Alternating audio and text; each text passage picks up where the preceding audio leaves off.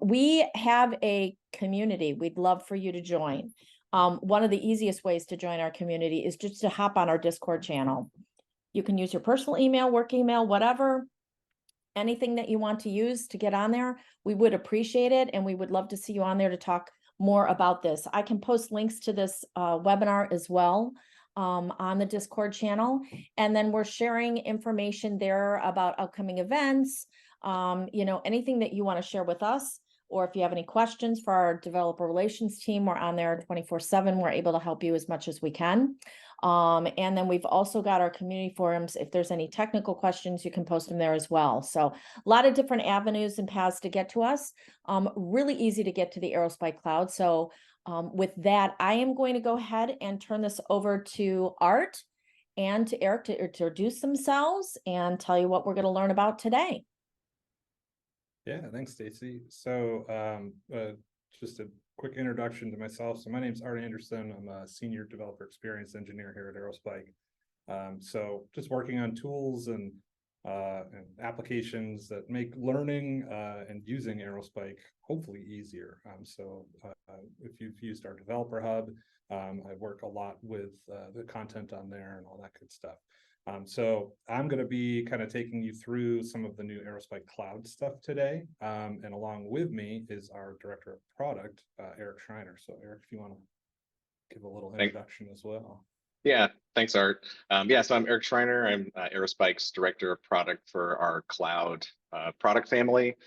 So it's included our managed service product, which we've been running for our enterprise customers for just about 4 years, and then our Aerospike Cloud product, which Art will be running through today, that has free trials available, which is really the easy mode. So we've tried to take all of our learnings from the enterprise customers that we work with and the mission critical applications, and try and make it as easy as possible for anyone who wants to get started with Aerospike. So. Cool. And then we'll have Stacy as kind of a, I guess, MC today. So she might be popping in with questions here and there. Again, if you're throwing those out in the chat. Stacy, did you want to do a quick introduction as well? Yeah, I guess it would be helpful to introduce myself. I work with both Art and Eric quite extensively. I'm running the DevRel team and strategy here at Aerospike. I've been here for almost a year. I can't even believe it. And so we're really excited that you all are joining us today, and looking forward to hearing your feedback as well, because that's always beneficial for our team, and you know that we're here to listen to that. So please, I encourage you to do that either here or through our Discord channel, or even through our email, developer@aerospike.com. So with that, I'll turn it over to you two and take it away. Awesome. All right, so Aerospike Cloud, Aerospike on easy mode. Really, this DevChat is designed to just kind of be like an open conversation. So we're going to look at the Aerospike Cloud interface. So we've got a dashboard and some other stuff, and then we'll go through some things that are available to you out on the developer hub as far as tools and code samples and stuff, and talk a little bit more about like the road ahead for these things, and trying to get input on what helps other folks learn and use these things as well.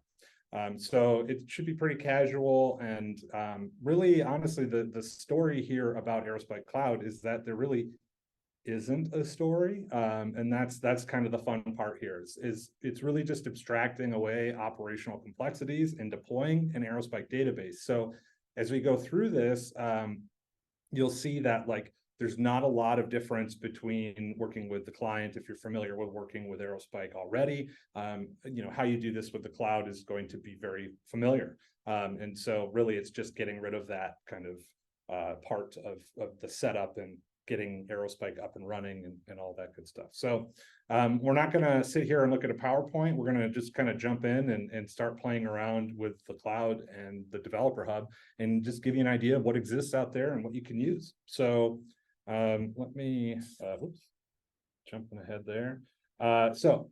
I am out here on my dashboard, but for you all, you probably haven't set up your Aerospike Cloud account. So this is out at control.aerospike.cloud.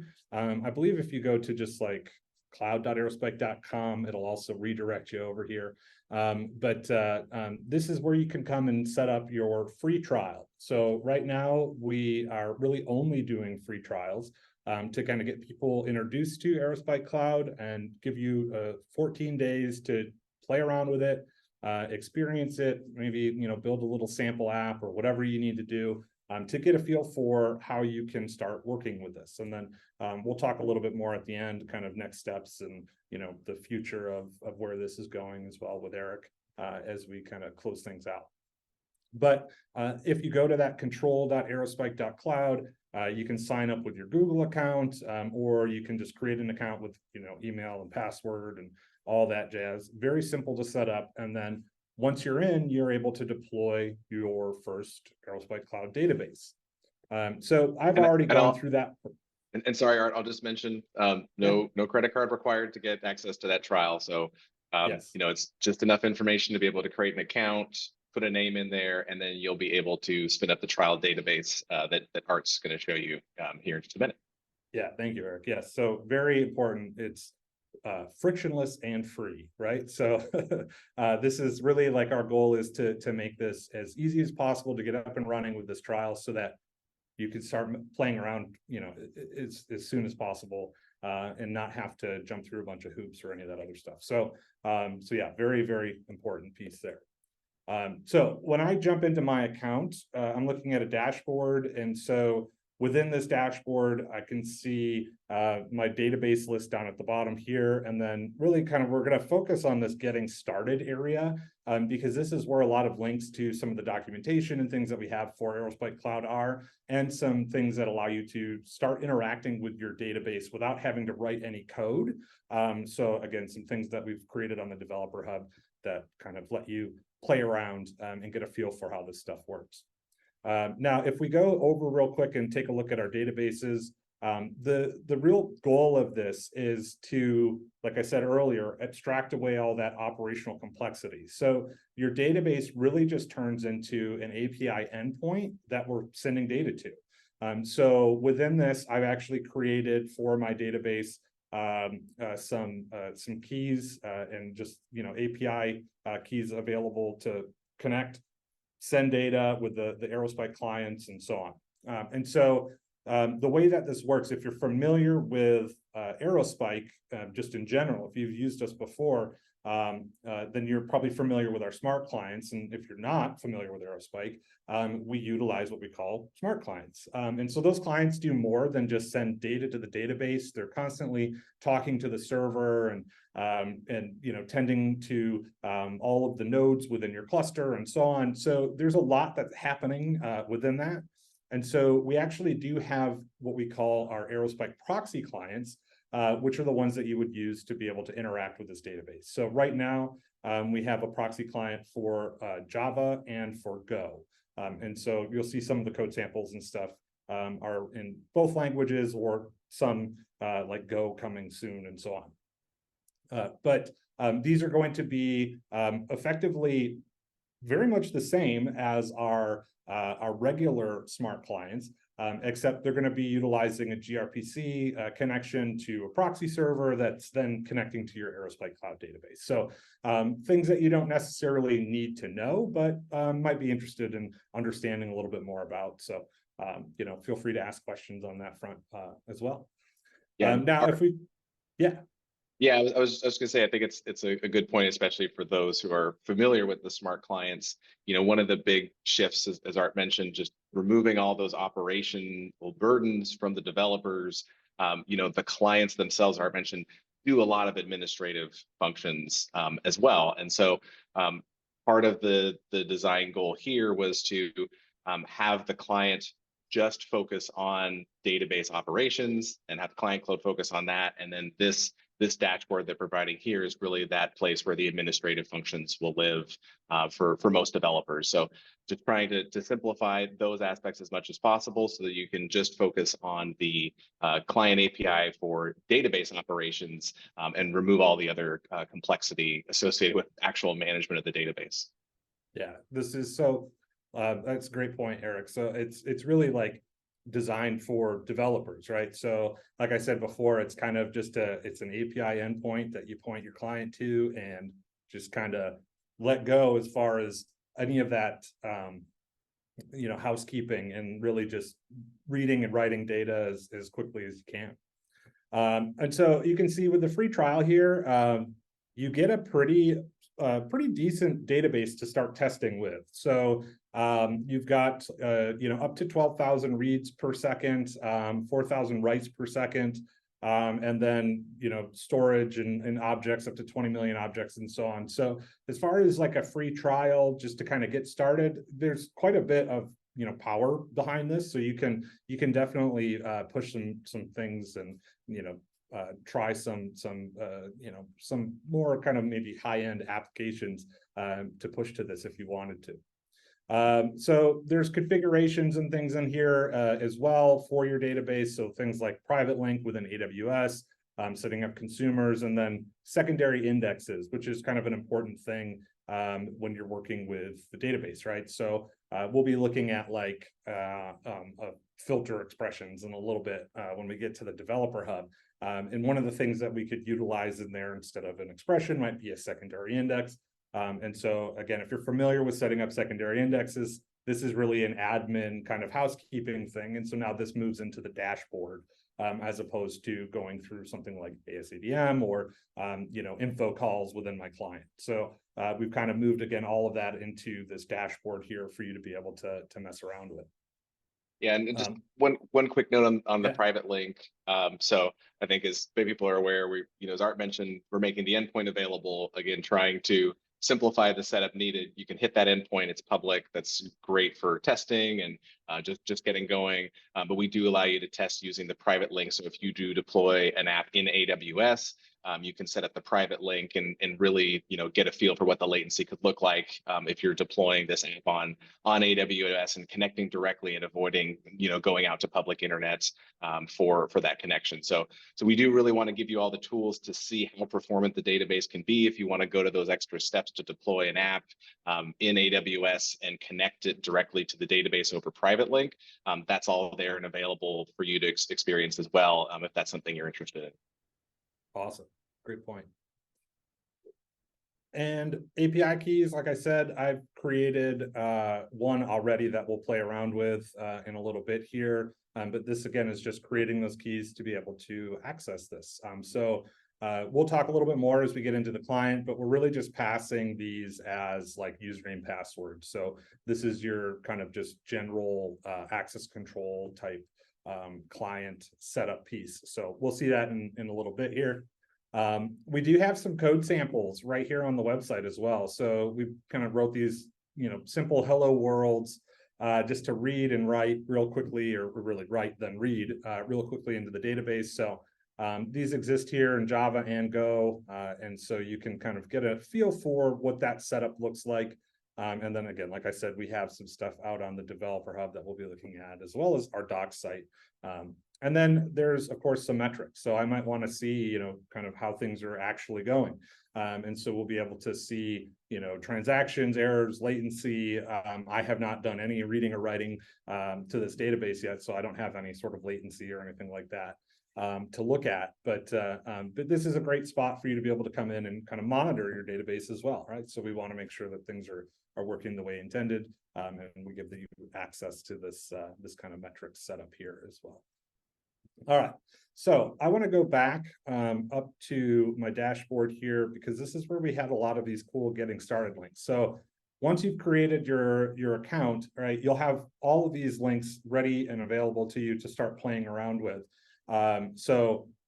This is where I like to start, though. If you're already familiar with the docs or developer hub from Aerospike, you can just go straight out to there and start messing around with these things as well.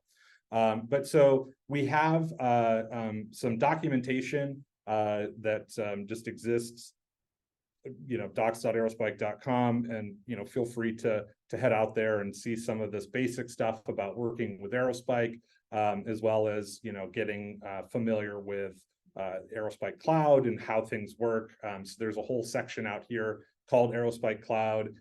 So getting started, developing, talking about our Java and Go clients and so on. So lots of great kind of code samples and just things to start being able to work with here. Now, I want to go back, and what we're really going to do is focus on our developer hub and some of the things that we've put out there.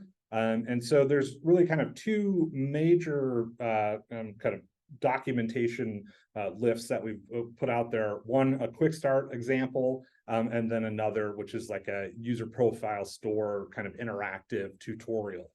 So we'll start real quickly with that quick start. So this is out on the developer hub. And so again, it's just top level here. Oops, lost my mouse. There we go. Aerospike quick start. And this does exist for a good majority of the languages that we do support. So, you know, outside of the cloud, right, we do have, you know, C# and Node and Python and Ruby, Rust and C and all of that good stuff. But if you were to look at Java or Go specifically, these do come with the option to look at setting up for Aerospike Cloud. There's also a quick start for getting you up and running just with a self-managed, you know, deploying a Docker container real quick. But because we're talking about Aerospike Cloud, this will give you a little bit of info. So again, this will walk you through, if you haven't already set up your API keys, we've got some steps here to take care of that for you. And then kind of the basics for getting started with, you know, potentially exporting these things to environment variables. So your cloud host name, API keys and secrets and so on. And then just looking at like dependencies for working with Aerospike Cloud, and then the basics. So this is really, again, that like hello world application that we had set up within the cloud dashboard, but now you can kind of break it down a little bit more and see some of this stuff, and so how we're working with this. And so, like I said before, the API keys, we're really just passing these along as, you know, username and password within our client policies. So as we go in, we like set up our client, we'll pass these along. So you can see here, like from the Java client, I've got a new client policy that I'm creating here where I'm just passing along my API key, my API secret, and then we're utilizing TLS for this as well. So pretty straightforward. And if you're, again, familiar with the Aerospike clients already, so you've been working with Aerospike maybe on your own, not as part of this cloud environment, this actually is pretty much where the differences end in the code that you'll write, right? So here we're setting up this new Aerospike client proxy as opposed to just a new Aerospike client.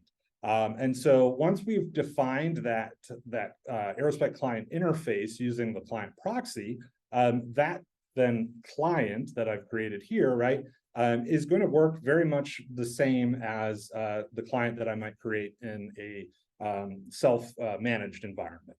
So once I've done this like instantiation of a new Aerospike proxy client, I'm good to go. I can actually reuse a lot of code that I might already have if I've already been working with these things. So that's really kind of the big, I think, the big difference is just how I get my client set up, how I interact on that part. But then from there, there's really not much that you'll see, or really anything that you'll see that's different. And so for like our Java client, we do have a Maven dependency here. If I scroll back up, you'll see this Aerospike proxy client. For Go, however, the proxy client is just part of the Go package. So I just call that. I'm not even using a different client than if I was going to be working with the cloud versus a self-managed thing. So again, it's one of those things where there's really not a lot of difference there. It's just understanding kind of how you create that client. And that's what a lot of this stuff is kind of designed to help us work with. Now, I want to show, again, if I go back, there's this profile, user profile store example. So again, this is out on our developer hub. So if I go ahead and open this up, this is a more interactive kind of way for you to start actually reading and writing to your cloud database if you want to. So again, this one is only in Java currently, so still working to get the Go application out there to be able to start messing around with as well. But what this allows us to do is actually plop in our database information and our API keys, and then we can actually see the code and interact with a real front end that's just kind of mocking a user profile, right? So signing up for a website, updating your profile, deleting your profile, and then we even have a little bit of like kind of querying and things that you can do on the back end as well. But again, I want to show really the difference here in if I'm doing this locally or with my own Aerospike database versus Aerospike Cloud. And so if we scroll down, you can see the back end piece here. And each of these is kind of a different stage within the profile and kind of where I might be. So creating, reading, updating, deleting, and then querying, right? But if I open up this application setup, I can see here the dependencies that I'm working with. So I've got my Aerospike client. And then if I look at the imports and so on, this is everything that I would be doing in the basic setup and connection or client instantiation if I was doing this in a self-managed setup, right? Now, if I go back up to the top here, though, and I want to use my Aerospike Cloud instance, I'm going to go ahead and grab my database. So give me a second while I copy and paste a few things in here. Yeah, one thing I know, well, Art drops that in here is, how we are actually authenticating to the database. So, the smart clients typically are relying on additional network security, and then they're using a username and password in most instances to authenticate and access the database. With this external interface that we've provided, the key ID and secret are actually used to receive a short-lived token. And so once that token gets shared, then the token is what's getting passed back and forth. The client, the proxy client handles getting the initial token and refreshing it on a regular basis for you. So more of a behind the scenes of how it's actually working, but just some additional detail there in terms of what we've implemented and how you can use this more securely over the public internet if you do choose to go that route for your testing. Of course, certainly for any apps that would go into production on Aerospike Cloud, ultimately we'd recommend using private link, but this just makes it so much easier to test and not have to deal with the extra headache of the network configuration. Exactly. So once I've thrown those pieces of info in, this actually will change for me. And you can see that I'm utilizing my proxy client here. And then my imports have slightly changed in that I'm bringing in my proxy client. And then the actual setup, again, has changed a bit because I need to bring in the API key and so on. So setting up that client policy, passing along the API information for my user and password and whatnot. So again, very simple changes on that front. But that's, again, where that pretty much stops, because all of this code below that we'll see as we kind of go through using this app, all of this is the same, right? So how I create, read, update, delete, query, once I have that client, nothing really changes down below. So what's real fun about this, though, is we can actually connect, right? So if you're familiar with the sandbox that we have out on like the homepage, this is just kind of utilizing that same connection. So what I'm doing here is I'm actually creating a pod in a Kubernetes server cluster that we have. And this pod is going to kind of work as a intermediary, right? So this will be like my client, if you will, sending this data back and forth to our database. So now that I've put the keys in and so on, effectively the code that we've got down here is what's being run against that server. So it says that I've initialized the client, connected to the cluster. So I'm ready to go and actually start messing around. So I can look at, signing up. And so I'll go ahead and put in my name, and we'll just do art@art.com. And obviously, we're not creating accounts for anything. This is just kind of mocking a user profile. So no passwords or any of that kind of jazz. And this is all your data, right? And this is all going into your your database. So you don't need to, worry about like, I mean, I wouldn't put any personal info in here, but this is just for playing around and understanding how this stuff works. And so if I go ahead and I hit sign up, then we should see, hey, I've got a profile now. And down at the bottom here, let me close this backend application setup piece, right? We're changing the code kind of based on, or the code you see down below, based on what step you happen to be at within the application, right? So when I created that, we've moved from create to being able to then go to this profile where I'm updating. And so again, I'm updating data, and basically I'm just sending a JSON object from a web form, or really a string, parsing that in my Java here, and then I'm going to be updating that data within the database. So I could go up here and I could say, hey, I want to edit this, and maybe I change the color of my background, and I add in my work as Aerospike. And maybe I want to check that box that I never checked before, and I can go ahead and I can save that, and I've updated the profile. Maybe I sign out, right? Now I'm back on the sign up, and I can see the create code. So the code that I need to be able to create this user within my database. And so I can also say, hey, maybe I've already signed up. So maybe I'll just type in art@art.com, and then I'll sign in again. And now I can see that I've signed in with my profile with that updated information about what I've changed within there. Maybe I want to delete my profile, right? I can go to the delete, and you can see what that code looks like to go in and actually confirm and delete my account. If I want to go back though, let's sign all the way out and pretend that now we're like on the admin side of things. I can actually go in and I can query stuff. And so on the query end, we can see down at the bottom the code that we're messing around with, and then I can actually kind of create a little query statement if I want. So maybe I want to bring back just the name, email, and work for this from users where maybe consent is true, right? So only those that have consented. What's really fun about this is now down at the bottom in that query, I can actually see what that code would look like, right? So updating the statement here, so we're telling it what bin names that we want to send, and then also we've got our new query policy filter expression, so we're only looking for the consent that's been set to true, and so on. And so this is a fun little just query builder that you can mess around with.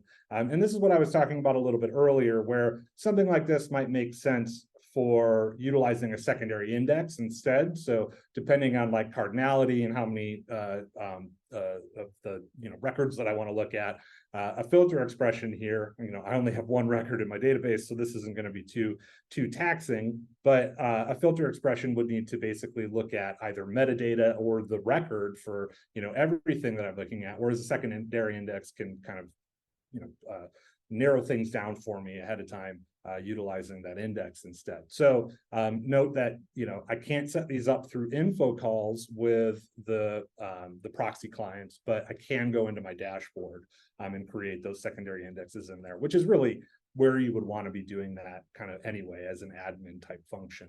But so we can run this query, and then we can see, hey, here's my name, email, and my work, and we get that back there. So again, just a fun little kind of interactive way for you to actually start reading and writing to your Aerospike Cloud database without really having to write any code, right? So you can just kind of drop your stuff in, start messing around, and you can see what that code looks like. And then from there, you could actually, take all of this if you wanted to deploy your own application, and then start changing the way that some of this stuff works.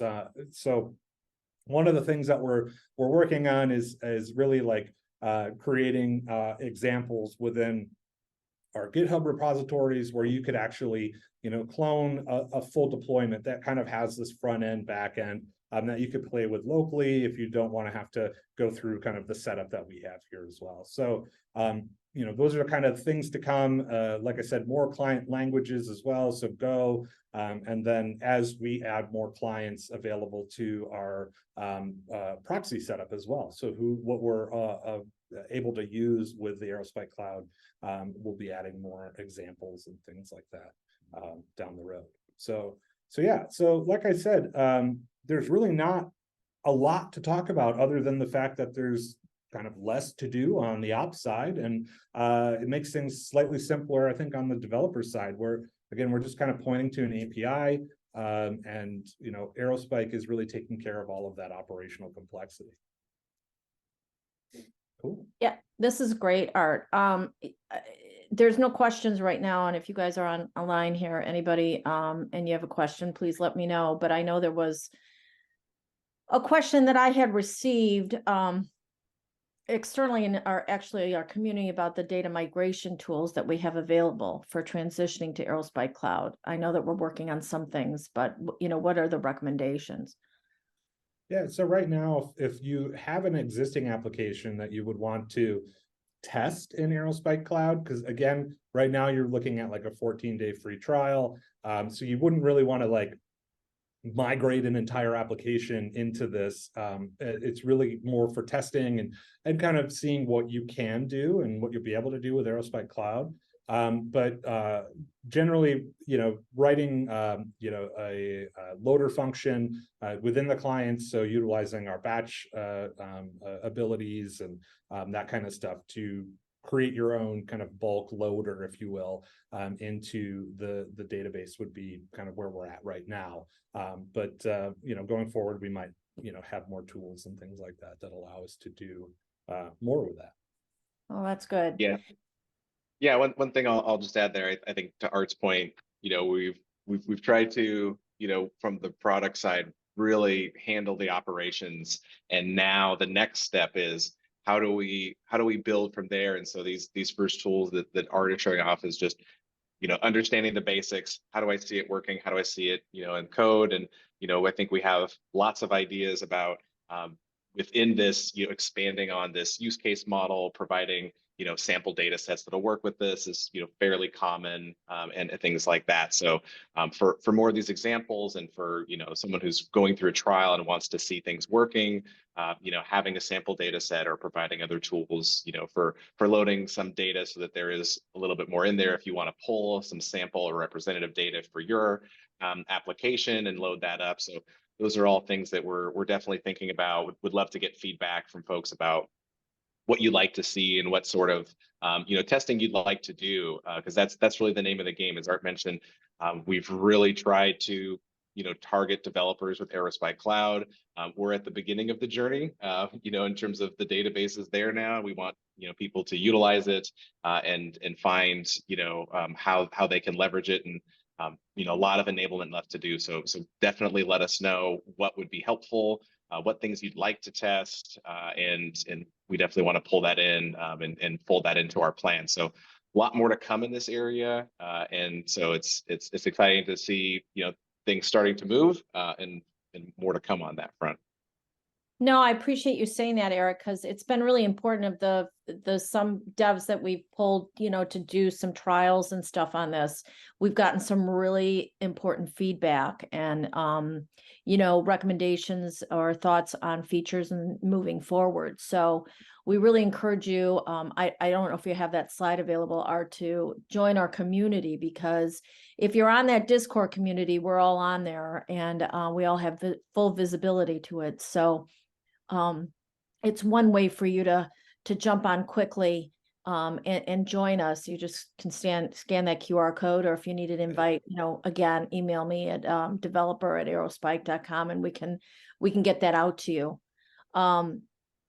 This has been really beneficial and really easy to do this walkthrough. We'd love to get your feedback on this too, to see if this is something that you like. I think one thing that we're also going to explore is having some live streams and just kind of get on and start coding and walking through some samples and examples. So, we feel that this format might be beneficial to a lot of you.